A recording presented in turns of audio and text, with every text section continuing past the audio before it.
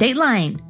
Intermountain Republican, July 21st, 1907. Quote, within the four walls of the Salt Lake County Jail have been housed during its 18 years of existence some of the worst types known to the criminal world. If that old Rotary could tell what it has heard from the lips of hardened criminals, what a story of crime it would reveal. The jail has stood the test of years. The old Rotary has swung on its axis thousands and thousands of times, but still the prison is known as one of the most formidable in the United States. Criminals may come and criminals may go, but the Rotary goes on forever. End quote. I'm Wendy. This is Demolished Salt Lake and the story of the Salt Lake County Rotary Jail. Hello and welcome to episode 24. Raise your hand if you knew that Salt Lake had a Rotary jail, or if you even know what a Rotary jail is. It was touted as the most ingenious invention in jail design and the most secure lockup a city could have. It wasn't. It actually had a lot of issues. Let's talk about it. Salt Lake's first jail was constructed in 1855. This adobe jail was pretty primitive. There wasn't much use for a jail back then. Any matters of justice were handled by the Mormon church authorities because the population was basically church members. But with the expansion of the railroad, more and more people headed westward. This meant that Gentiles, as the Mormons called anyone who was not a member of the church, started to settle in Salt Lake. With an increase in population came an increase in crime, which in turn made the need for a proper jail. The newspapers of the time liked to attribute the increase in crime to the Gentiles, but if you've listened to any of my other episodes, you know that wasn't necessarily the case. The second jail was constructed in the Salt Lake City Hall, which was located at 200 South between 3rd and 4th West. It consisted of 5 cells in a damp and windowless basement. There were only straw mattresses and no ventilation. It was pretty bad. By the 1880s, the city had enough of this jail. Aside from the environmental issues, prisoners often escaped by overpowering guards or sawing through the bars. It was time for a new escape-proof prison. Hold on to that term, escape-proof. We'll get back to that. In 1887, Salt Lake Mayor Francis Armstrong and probate judge Elias A. Smith were appointed to travel east to check out the latest and greatest in jail technology. Upon their return, Armstrong stated he preferred the traditional cage-style jail, but Smith thought Salt Lakers needed a Rotary jail. So what exactly is a Rotary jail? To put it simply, it was a lazy Susan for prisoners. In fact, it was sometimes referred to as the Lazy Susan jail or the human squirrel cage. Both are very apt descriptions. And as you'll see, it was a terrible idea.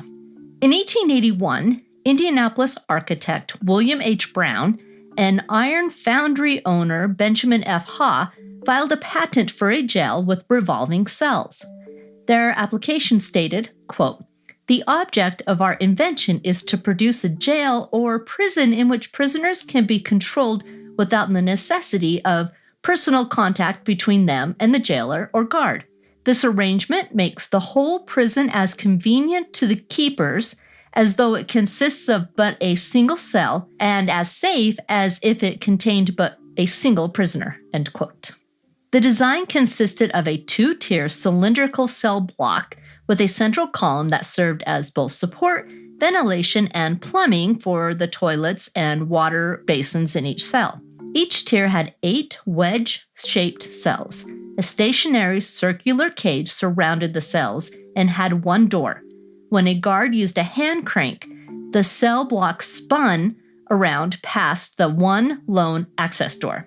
Patent number 244358 was granted on July 12, 1881. The next year, the first Rotary jail was constructed and opened in Crawfordsville, Indiana.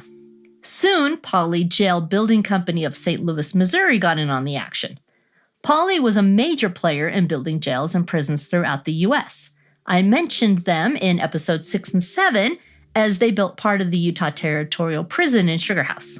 If you haven't listened to that episode, go listen to it. Peter J. Pauley Sr. and James J. Ligon were granted patent number 390093 for the Rotary jail in September 1888.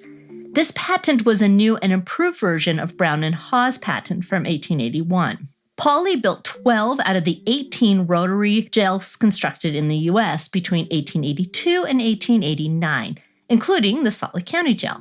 But we'll get to that jail in a minute. Today, only 3 Rotary jails still stand. The Montgomery County Jail that I mentioned earlier, the Pottawatomie County Jail in Council Bluffs, Iowa, built in 1885, and the Davies County Jail in Gallatin, Missouri in 1888. All 3 are now museums, and Montgomery County is the only one that still rotates. The Salt Lake Herald-Republican posted an article in November of 1886 stating the new Rotary Still Jail will, quote, probably revolutionize jail buildings, end quote.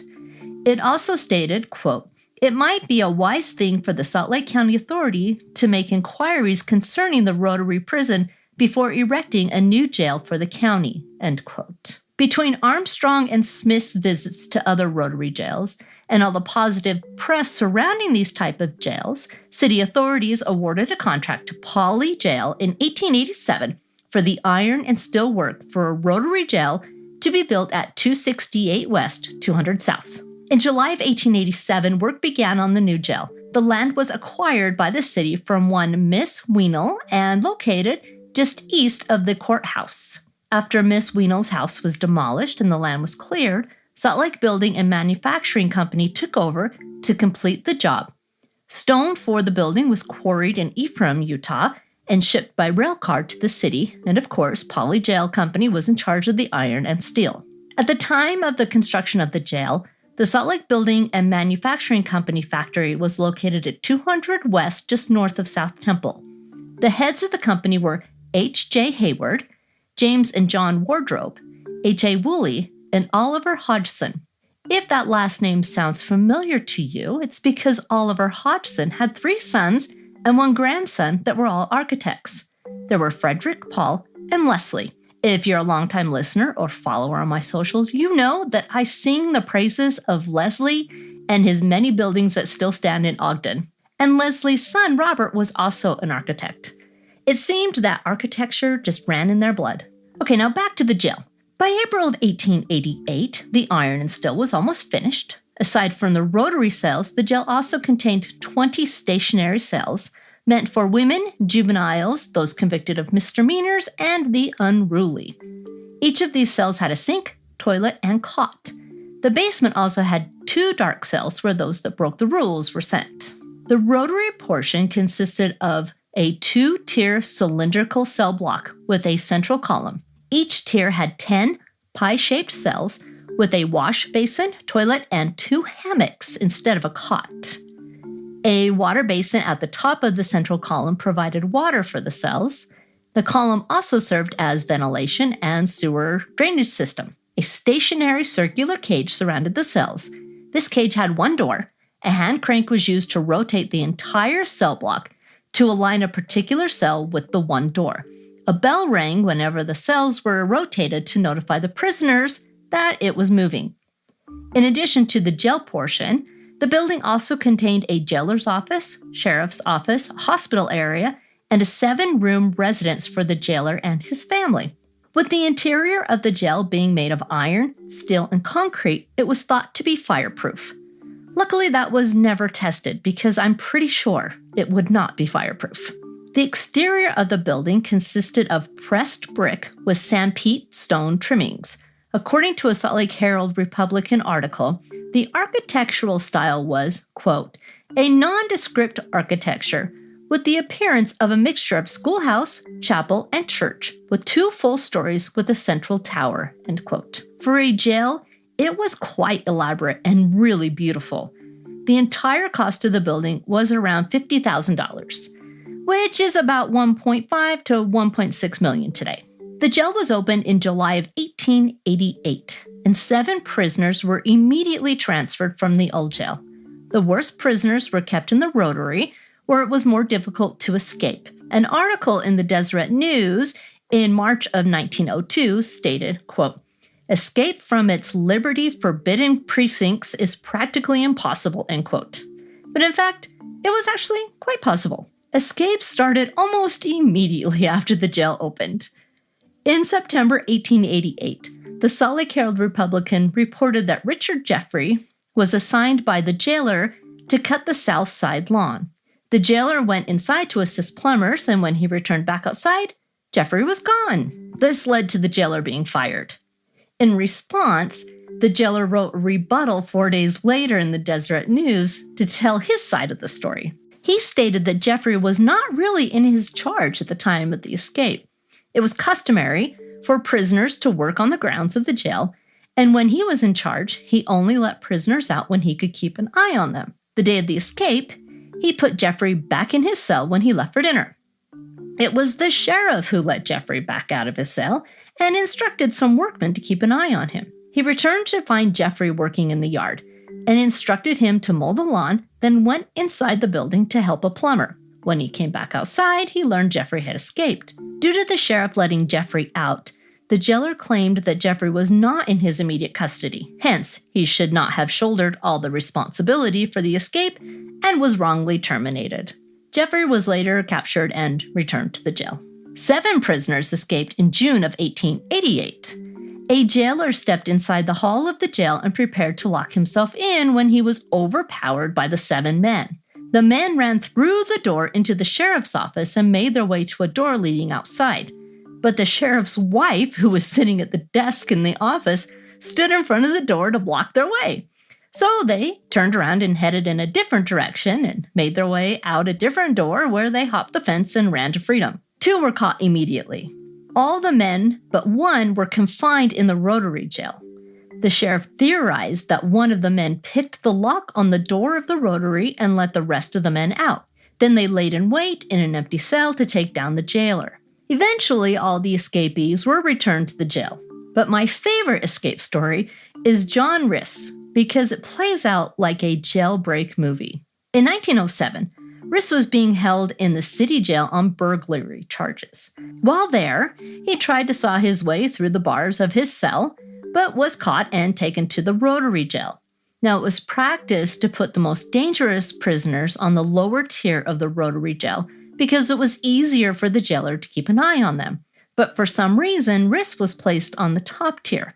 3 days later, out of eyesight and working rather quickly, Riss, using saws that were supposedly passed to him by a jail worker, sawed through the bars, made his way to a window, and using his clothes as a rope, lowered himself to the ground. His escape was discovered when the jailer found the broken bar on the enclosure in front of his cell. I was not able to find if Riss was ever recaptured. Now, as with any jail, there were some deaths at the Salt Lake County Rotary Jail. Some of those who died in the jail were not known in the community and didn't give a name or didn't indicate where their relatives lived or even if they had any. Unfortunately, these individuals were buried in paupers' graves without their names ever being known. There is one death that caused quite the controversy. On December 8, 1907, John Segerstrand was found deceased in a padded cell. John, a mine worker, was found acting strangely at the American House on Commercial Street, where he was renting a room. He was taken before Judge Armstrong to determine the status of his mental health. He was ordered to the jail to be held until an examination could be done to decide if he should go to the State Insane Asylum in Provo. The next morning, a guard entered John's cell to find him fully clothed and laying face down on his cot. The guard figured he was sleeping and left. He later returned and discovered that John had actually passed. Dr. W.R. Calderwood and Dr. F.H. Rayleigh were summoned to examine John. Dr. Rayleigh believed that he had passed of a brain hemorrhage due to excessive drinking, but requested a post-mortem examination. This determination was based on the fact that the American House was located in a part of town known for drinking and drugs. In fact, some of the officers theorized that John had died of drugs that he had taken while at the American House. An article in the Salt Lake Tribune 1 day later stated, quote, "By an autopsy performed on the body of John Segerstrand, the insane man who died at the county jail after being confined as an insane person the day previous, the cause of death was attributed to tubercular meningitis or consumption of the brain. The autopsy was performed by county physician W.L. Calderwood at the Joseph W. Taylor's morgue, end quote. John was buried on December 12, 1907, in Plot T of the Salt Lake County Cemetery. Plot T is a pauper's grave. During its tenure, there was one execution at the jail. Charles Theed was convicted of murdering his wife in 1896 and sentenced to death. At the time, prisoners could choose their method of death, but Charles refused, so the judge decided on a hanging. Unfortunately, Charles was tapped to test a new type of gallows. Instead of being dropped through a trap door, a 430-pound weight was attached to a rope wound through a series of pulleys that jerked Charles upward. Charles did not die from a broken neck that usually happened in a traditional hanging, but instead from strangulation, and it took almost 30 minutes for him to pass. Luckily, this method of execution was never used again. When Brown, Haw, and Pauley set out to patent and build the Rotary jails, they were sure this new style would solve some of the problems jails faced, but rather it created a whole new set of issues. One of the biggest problems was injuries and deaths from the rotation of the cells. Now remember, the Rotary cells did not have a traditional sliding door. Instead, there was a stationary cage structure that surrounded the cells. This replaced the sliding door. Prisoners could put their arms and hands and feet through the bars. But what happens when the cells rotated and say a prisoner's arm is sticking through the bars? Jailers did not have the ability to see what was going on in every cell when rotating the cell block, so he could not prevent accidents from happening, and some prisoners lost limbs and others lost their lives. Luckily, this did not happen at the Salt Lake County Rotary Jail, but there were some near misses. In 1898, after enjoying his lunch, Al Shavers waited for the door to rotate in front of his cell so he could enter it. Shavers was either too slow or not paying attention and was late stepping into the cell, and this caused him to be caught between the wall of the cell block and the stationary cage. Luckily, the rotation was stopped before he was crushed, and he only sustained bruising. A similar incident happened to Charles Falkenbing in 1904, but he was able to squeeze through the opening before he was trapped. As if the possibility of death or dismemberment wasn't enough, think about what would happen if there was a fire in the jail. The Rotary is operated by one man turning a single crank. There was no other way for the prisoners to get out besides waiting for the door to rotate in front of their cell. If there was a fire, the jailer would have to stand there rotating the cells until every person was out. I didn't find any instances of people being hurt or dying in a Rotary jail due to a fire. But it was just not practical to be able to get everyone out of the jail safely during a fire. By 1909, Salt Lake was looking to build a new county jail. The Rotary jail had become overcrowded and outdated. A new site around 400 South and 200 East was chosen for what was touted as a, quote, fine modern structure with sanitary conditions unsurpassed in any prison, end quote.